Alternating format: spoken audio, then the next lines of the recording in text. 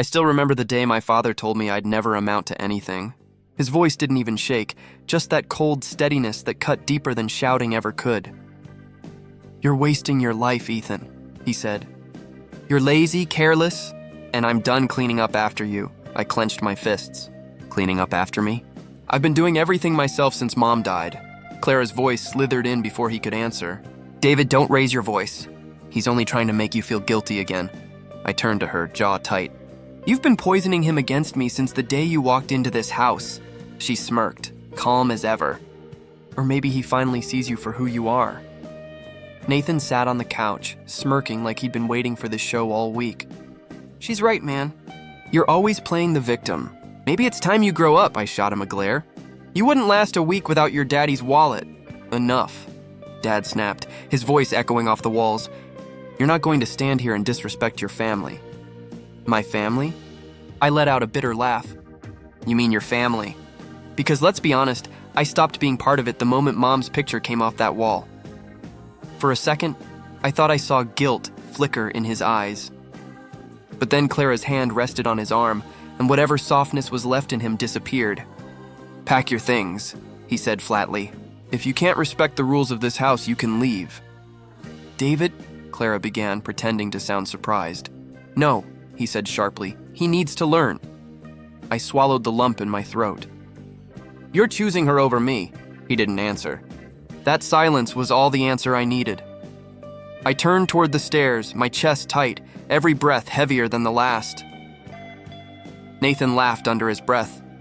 "Guess she was right," he said. I stopped but didn't turn. "Enjoy the house, Nathan. I'll enjoy proving you all wrong." I went upstairs and shoved everything I could fit into a worn-out backpack. Some clothes, my mom's photo, and the old watch she gave me. The walls felt like they were closing in. Every corner held memories that now hurt to remember. When I came back down, Clara was standing by the door, arms crossed. "You'll come crawling back when you realize how hard the real world is." I looked her straight in the eye. "You've spent years trying to make me disappear. Consider your wish granted." Her expression didn't change, but her eyes flickered, just for a second. "You'll regret this." I opened the door, the cold night air hitting my face. "No," I said quietly. "You will." Dad didn't come after me. He didn't even look out the window. Maybe he thought I'd be back in a day. Maybe he hoped I wouldn't. The street was empty, the kind of silence that makes you realize how small you are. I stood there for a moment, staring at the house that used to feel like home. My mind drifted to Mom, her voice, her laughter, her promise that I'd find my place one day. "You're stronger than you think," she used to say. But standing there, backpack slung over my shoulder, I didn't feel strong. I just felt forgotten. I walked to the bus stop, each step heavier than the last. My reflection in the window looked like someone I barely recognized. Angry, tired, but alive. A stranger beside me muttered, "You look like you just lost a war." I smiled faintly. "Maybe I did," he laughed softly. "Then win the next one." His words stuck with me. Maybe I couldn't fix what was broken back there, but I could build something new somewhere else. The bus pulled up with a screech, and I climbed aboard, sitting by the window. As the house faded from view, I whispered, "I'll make it, Mom. I promise." The city lights blurred against the glass. My phone buzzed once, Nathan's message, "Good luck surviving without us." I stared at it for a long time, then deleted it. That night, I didn't have a home. I didn't have money. But I had something they'd never understand, resolve. And as the bus rumbled toward the unknown, I swore silently I'd prove them all wrong one day. The city didn't care who you were. It swallowed everyone the same. I learned that the hard way. Rent was a luxury, food was a gamble, and sleep was a privilege you bought with exhaustion. I spent my first nights in a rundown hostel that smelled like cigarettes and regret. The walls were thin enough to hear other people's failures through them. The manager, a grumpy old man, tossed me a key. "No parties, no noise, no refunds." "Don't worry," I said quietly. I'm not exactly in a celebrating mood. Days blurred into each other. I found a job at a tiny cafe washing dishes for minimum wage. The owner barely looked at me. "Don't be late, don't talk, don't break anything," she said. "Got it," I replied, even though I was already thinking about how I'd survive until payday. At night, I sat by the window, counting coins and dreams I couldn't afford. The city lights mocked me, bright, endless, indifferent. One night, while waiting for the bus after my shift, a guy with a guitar slung across his back stopped beside me. "Rough day?" he asked. I laughed softly. "Is there any other kind?" He grinned. "Depends. You look like someone who's been through worse." "I might be," I said, glancing at his worn-out shoes. "You?" "Lucas," he said, extending a hand. "Musician. Starving, occasionally brilliant, mostly broke." "Ethan," I replied, shaking it. "Washed-up son of a disappointed father," he chuckled. "Sounds like we're both success stories in the making." There was something about him, easy confidence, the kind that came from losing everything and laughing anyway. "Where are you staying?" he asked. "Hostel on 5th, I said. "It's not great," he tilted his head. "Come crash at my place." "It's not a palace, but it's free, and my roommate just moved out." I hesitated. "You don't even know me," he shrugged. "You've got that look. Someone who's hit rock bottom but still refuses to stay there." I smiled faintly. "You read people often?" "Only the broken ones," he said. "They make the best stories." That night, I followed him through dimly lit streets to a crumbling apartment above a bar. The hallway smelled like smoke and spilled beer, but it felt better than silence. "Welcome to paradise," Lucas said, dropping his guitar case on the couch. "Rent's covered if you don't mind cheap ramen and terrible music." "Sounds perfect," I said. He laughed. "Good, I'll make coffee. You look like you haven't slept in a week." He wasn't wrong. I sat on the couch, staring at a cracked window where the city lights flickered like dying stars. "So what's your story?" he asked, pouring 2 chipped mugs. "Complicated," I said. "Let's just say my stepmom's poison runs deep." He handed me the cup. "Clara, huh?" I blinked. "How do you know her name?" "You mumbled it in your sleep," he said with a half smile. "Sounded like you were arguing with a ghost." I took a sip. She's not a ghost. "She's worse. She's alive," Lucas chuckled softly. "Then make her regret every word she ever said about you." His tone wasn't mocking. It was calm, certain, like he'd already seen the ending of my story and knew I'd win. "I don't even know where to start," I admitted. "Start by surviving," he said. "That's more than most people do." We fell into an easy rhythm after that. He played his guitar at street corners while I passed around a hat. Some nights we'd earn enough for dinner. Other nights, it was just air and laughter. He'd tease. "One day, we'll look back at this and laugh." "I already am," I'd reply, even though my stomach growled louder than my pride. Weeks turned into months. The city didn't soften, but I did. I learned how to hustle, how to save, how to fight the voice that told me I'd never be enough. One night, Lucas looked up from tuning his guitar. "You ever think about going back?" I shook my head. "There's nothing to go back to." "Then build something better," he said simply. His words hit harder than I expected. Build something better. It sounded impossible. But then again, so had surviving. As we sat there, 2 nobodies in a city that didn't care, I realized something. Freedom wasn't about having everything. It was about choosing what mattered, even when you had nothing. And in that cracked apartment, sharing instant noodles and broken dreams, I felt the first spark of who I was meant to become. It started like any other shift. Burnt coffee, loud customers, and a boss who thought yelling counted as leadership. I was running deliveries to some TV studio downtown, just trying to survive the day. When I got there, chaos filled the air, people shouting, cameras moving, lights blinding. I set the coffee tray on a table and heard someone yell, "The actor's gone!" He just quit. A woman with sharp eyes and a clipboard was losing her patience. "We shoot in 15 minutes. Does anyone here even look like they can act?" Before I could stop myself, my voice escaped. "I can do it." Everything went silent. Then laughter rippled through the room. A cameraman smirked. "What are you, the coffee guy?" "Yeah," I said. "But I can act." The woman turned to me slowly. "Oh, really?" she asked. Her tone wasn't mocking. It was curious. I nodded, even though my heart pounded so loud I could barely hear myself think. She crossed her arms. "Name?" "Ethan." She studied me for a second, then handed me a script. One line. Make it believable. The line was simple. "I'm not afraid anymore." I took a breath. Pictured every night I'd gone hungry, every word my father ever said to break me, and I spoke it. I'm not afraid anymore. The room went quiet again, but this time, no one laughed. The woman's lips curved slightly. "You've got something raw," she said. "Something I can work with," I blinked. Wait, are you serious? She extended her hand. Maya Brooks. Talent manager? Congratulations, coffee guy. You just got yourself a part. I shook her hand, still stunned. What's the role? Background actor in a detergent commercial, she said. Don't look so disappointed. It's a start. I'll take it, I said instantly. Good, she replied. Be here tomorrow at 7. Don't be late, and don't freeze up when the cameras roll. That night, I couldn't sleep. Lucas laughed when I told him. You?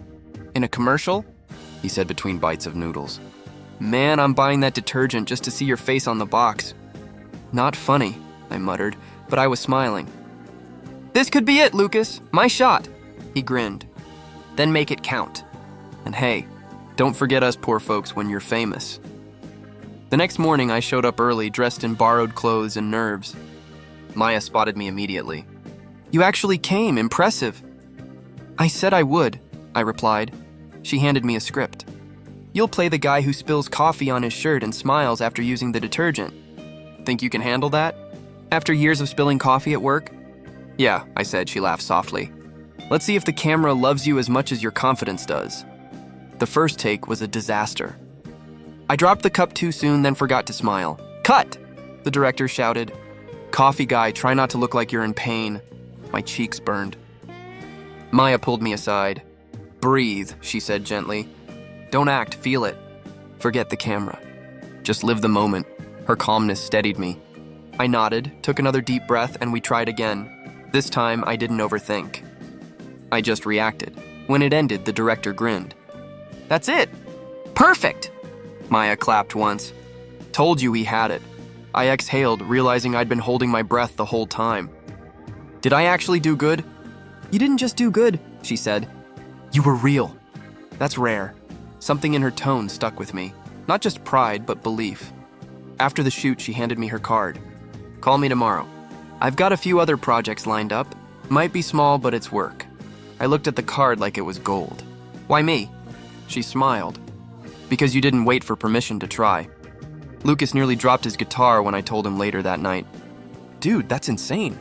You're actually in this now. Yeah, I said, still in disbelief. Just one ad, but it feels different. Like something finally shifted, he nodded. That's how it starts, one spark. He was right. That one commercial turned into 2, then 5. My face showed up on screens in places I'd never been. People started recognizing me in cafes, asking if I was that guy from the ad. I wasn't famous yet, but for the first time in my life, I felt alive. Years don't pass quietly when you're chasing something no one believes you can reach. Every audition, every rejection, every cheap dinner and sleepless night, it all built me, piece by piece. Maya once said, fame isn't given. It's earned with bruises no one sees. I earned mine. For years, I stood in lines with faces just like mine, hopeful, desperate, pretending not to care. Most gave up. I didn't. I couldn't. Every no echoed my father's words. You'll never amount to anything. That sentence became my fuel. Then came the call. Maya's voice was calm but electric. Ethan, I've got something different. Lead role in a new drama, heavy, emotional.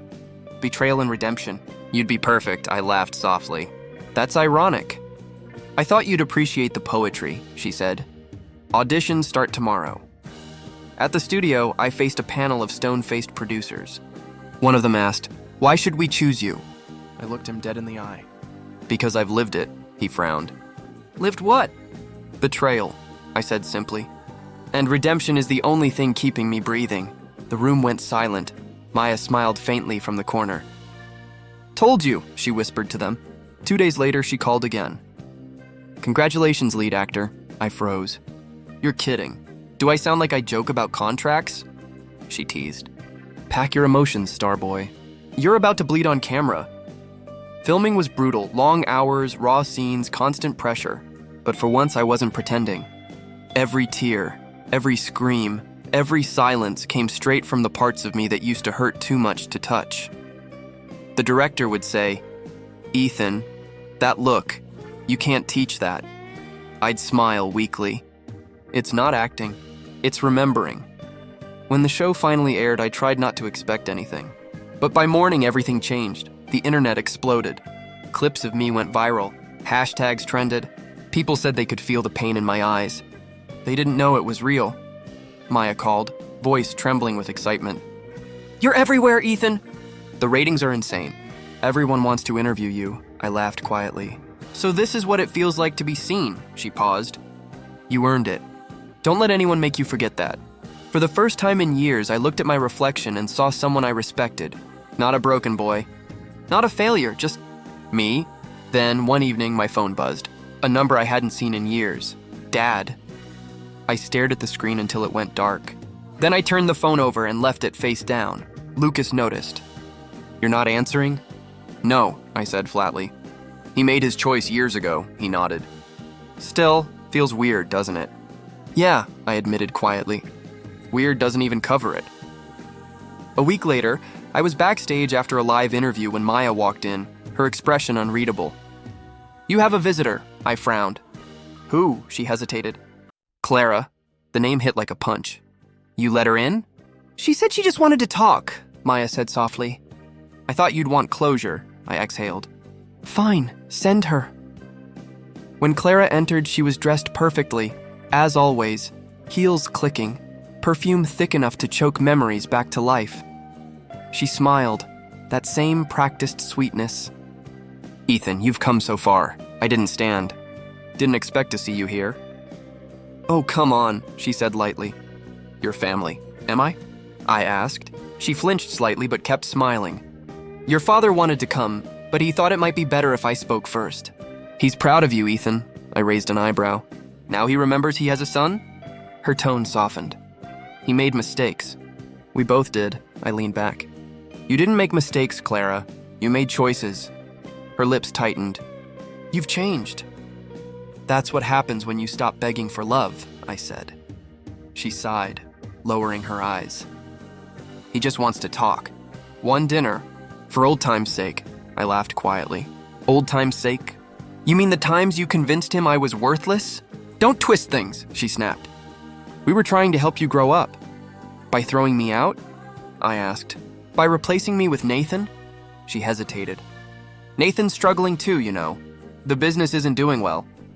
"Funny," I said. "Sounds like Karma's doing just fine." For the first time, she looked unsure. "Ethan, listen, your father's not well. Maybe you could visit." I stared at her for a long moment, then stood. "You know what's strange?" For years, I dreamed of hearing that he was proud. But now that I've built everything without him, it doesn't matter. "Don't say that," she whispered. "I just did." She blinked rapidly, forcing a smile. "You'll regret shutting him out." "No," I said quietly. "He'll regret shutting me out." I walked past her toward the stage door. "Goodbye, Clara." Her voice trembled behind me. "Ethan, please," but I didn't turn back. Outside, the city lights glimmered like applause. The same streets that once chewed me up now seemed to bow in recognition. Maya stepped beside me, smiling. "You okay?" "Better than ever," I said. "They finally know my name, and this time they can't ignore it." I didn't expect to feel nervous walking into that restaurant, but I did. The same one they once said I'd never afford. The chandeliers glowed like frozen stars, and every step I took echoed the past I thought I'd buried. My father stood as I approached. "Ethan," he said, voice low, uncertain. "You came." "I was invited," I replied, slipping into the seat across from him. Would have been rude not to. Clara smiled too brightly. "It's been years." "You look successful." "Years tend to change people," I said, glancing at the silverware gleaming under the light. "Some more than others." Nathan leaned back in his chair, smirking. "I watched your show. Not bad. Guess you finally found something you're decent at." I laughed softly. "Funny, you said that about my last 5 auditions." "You were wrong every time," he shrugged.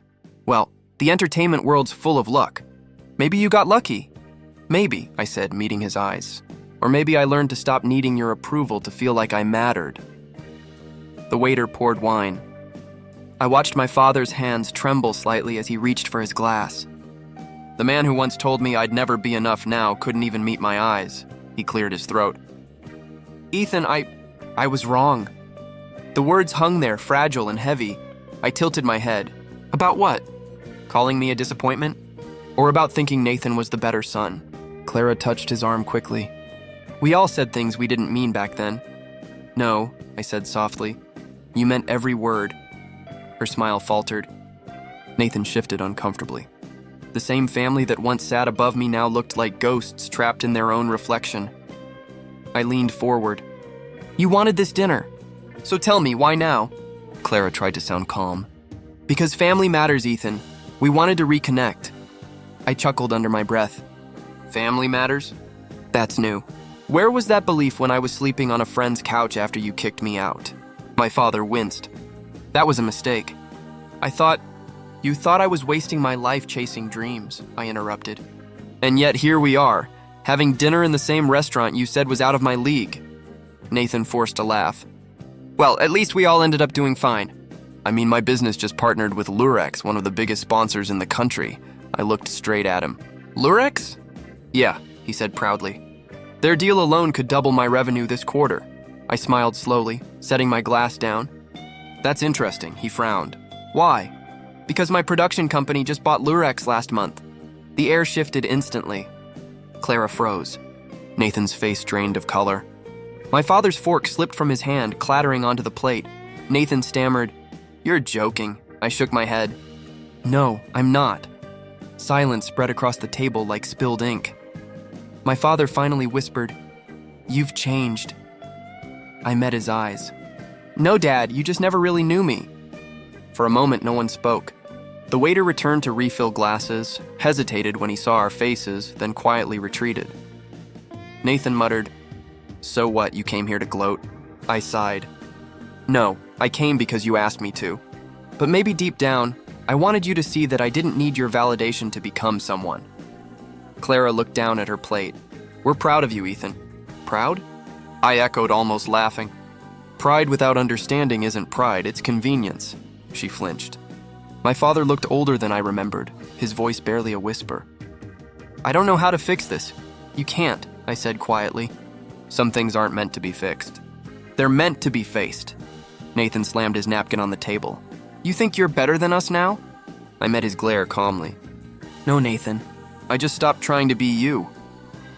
The silence that followed was thick and final. I pushed my chair back, standing slowly. Thank you for dinner, I said. It was enlightening. Clara reached out. Ethan, please, don't walk away like this. I looked at her hand, then back at her eyes. You taught me how to walk away, remember? Her hand dropped. As I left, their reflections blurred in the glass wall behind me. 3 familiar faces I no longer recognized.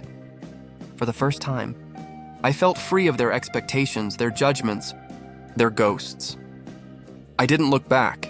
The stage lights were blinding, but I could still see the front row clearly, faces I didn't know, yet all of them smiling at me like they'd always believed in me. Funny how the world claps loudest when you've already done the hard part alone. The host's voice echoed through the hall, and the award for Best Breakthrough Actor goes to Ethan Cole. The crowd erupted. Cameras flashed like lightning, but my heart stayed strangely calm. I stood, buttoned my jacket, and walked toward the stage as if time itself had slowed down. Every step felt like a step away from who I used to be. When they handed me the trophy, the weight of it felt unreal, cold metal for something that burned inside me.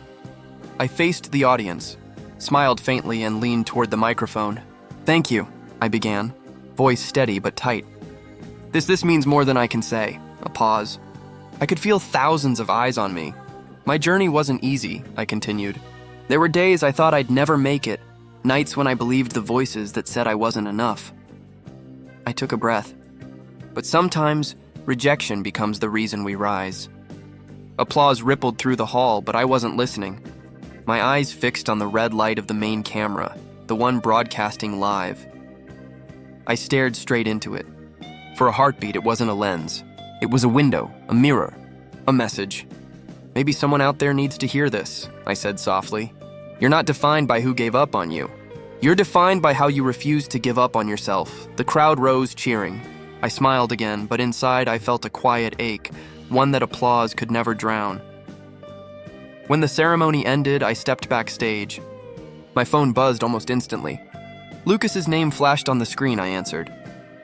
You watched? Watched? He said, laughing. Bro, you just made half the country cry. That speech, damn, I chuckled weakly. Think I overdid it? No, he said. You said what needed to be said. There was a pause. Ethan, your dad was watching too. My breath caught. What? Clara posted a photo.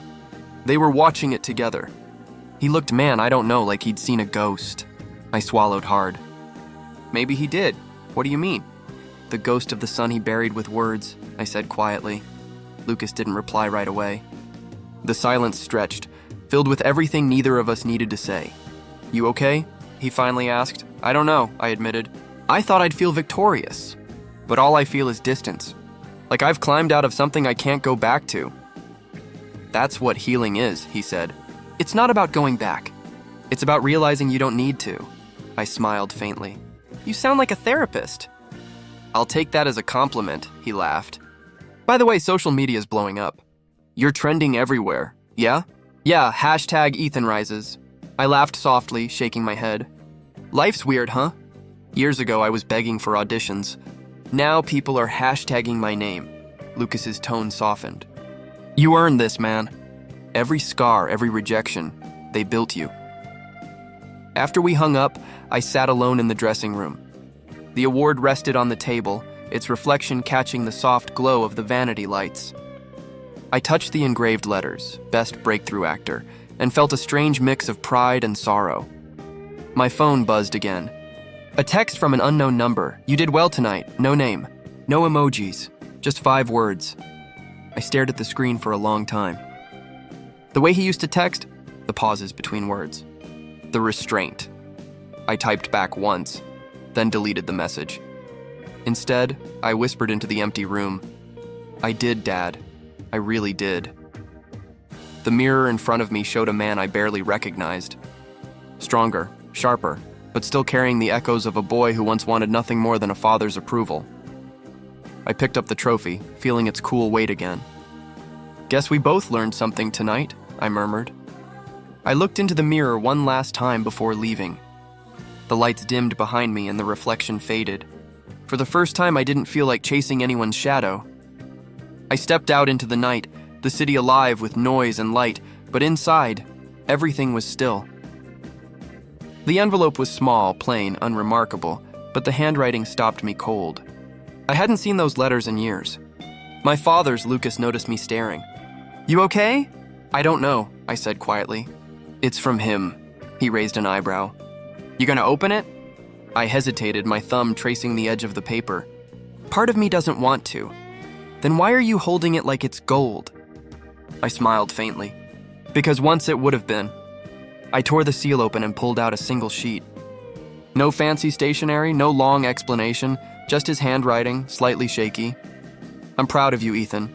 I'm sorry I didn't see who you were sooner. That was it. Just one sentence. Lucas leaned forward. What's it say? I read it aloud. My voice didn't shake. My chest didn't tighten. It just settled. He was quiet for a moment. That's something, at least.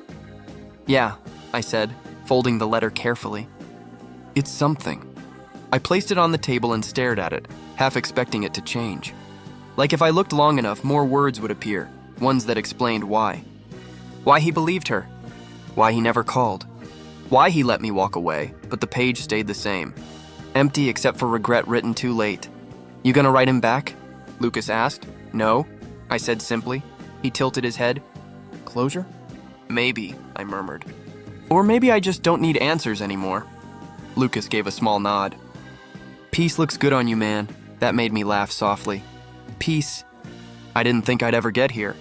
You earned it, he said. Every bit of it. The letter sat between us, fragile but final. The boy who once begged to be seen didn't exist anymore. Later that night, I stood in front of the mirror, adjusting my tie.